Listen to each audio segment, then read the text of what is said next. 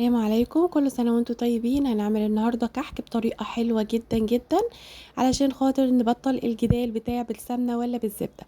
معايا هنا ربع كيلو من السمنة المتخلطة، ومعايا 25 جرام من الزبدة البقري اللي هي قطعة كده بتيجي من عند الفلاحين زي ما هي. طبعًا بنسيبها بدرجة حرارة المطبخ لحد ما تطرى معايا، وباحط عليها هنا معلقتين من السكر البودرة. ومعايا هنا نص كيلو من الدقيق، عليه أقل من ربع معلقة صغيرة خالص من الخميرة، وربع معلقة صغيرة خالص من البيكنج باودر. ما نبالغش علشان خاطر الرسمة ما تروحش، وكمان ما تلاقوهوش معاكم فرش. وهنا حطيت معلقتين كبار من السمسم المتحمر فاتح. وحطيت معلقة صغيرة من ريحة الكحك. ويعني نصيحة بجد ان انتي لما تحطي سمنة بلدي او طعم السمنة البلدي بلاش تحطي ريحة الكحك، بتغطي عليه تغطية كاملة. انما يعني لما بتبقي عاملة الكحك كده بسمنة بلدي بيبقى طعمه باين اكتر عن لما بتحطي ريحة الكحك بتداري عليه. انا حاطه هنا السمنه مخلطه. طعم السمنه البلدي كان باين فيها حلو جدا، وطبعا حاطه زبده بقري. فطبعا دي كلها بتدي طعم وميكس حلو جدا. هو طعم الكحك حلو، بس ريحه السمنه البلدي مش باينه خالص، لان ريحه الكحك مداريه عليه. ابتديت اقلب بالسباتولا، وبعدين دلوقتي تدخلت بايديا علشان خاطر مش عايزه اعجن كتير. شايفين بقى ما شاء الله العجينه بقت معايا تمام. هنفضل نبس فيها لمده 10 دقايق كده. كل ما نبس فيها كل ما نلاقي الكحك معانا بقى ممتاز. حطيت هنا 50 ملي من الميه، يعني ربع كوبايه صغيره خالص. كل ما بتبالغي في السوائل كل ما الكحكايه معاكي بتطلع ناشفه، انما هنا المقادير مظبوطه، الكحك دايب، الكحك حلو جدا.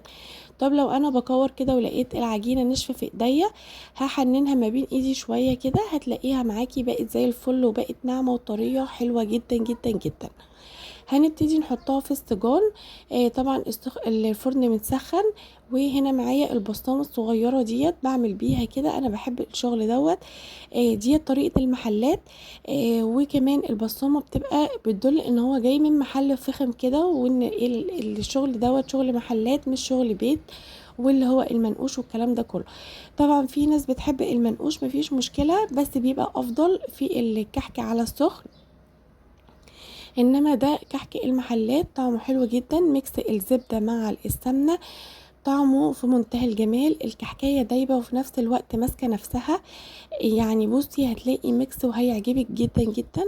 ان شاء الله هتجربيه هيعجبك، وتقولوا لي رأيكم فيه ايه. طبعا هنا انا بعمله صغير، مش بعمله بالملبن. لان طبعا الملبن بتعوزي درجة الحرارة بتبقى 200، انما هنا اللي هو السادة هيخش على درجة حرارة 180.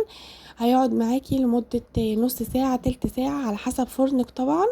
بياخد تحميصة كده من جوه ومن بره، بيبقى شكله حلو وبيبقى طعمه كمان حلو جدا، لان التسوية ليها عامل كويس جدا ان هو يبقى معاكي يعني يبقى دايب في البق، مش بيلزق في البق. لو هو بيبقى دايب في البق يبقى كده تعرفي ان هو تسويته ممتازة. بصوا حتى هنا اول ما طلعته من الفرن، في واحدة كده يعني يا دوبك اتلمست اتخبطت بالشكل دوت وعملت كده. الكحكاية حلوة جدا، ريحته حلوة جدا، طعمه في منتهى الجمال بصراحة. بصوا يعني ماسكة الكحكاية بس بتنفجر اول ما بتلمسيها. كمان تسويته حلوة جدا ما شاء الله، في البق كده بيبقى دايب وجميل جدا. اتمنى تجربوه. انا لو تسألوني السخن ولا البارد، البارد ده حلو جدا جدا جدا بصراحة، احلى كحك ممكن تدوقيه. وكمان تطلعي منه الاوردرات بالشكل ده. شايفين بقى الشكل هنا ما شاء الله. اتمنى بقى تدعموني وتنسوش اللايك والشير للفيديو.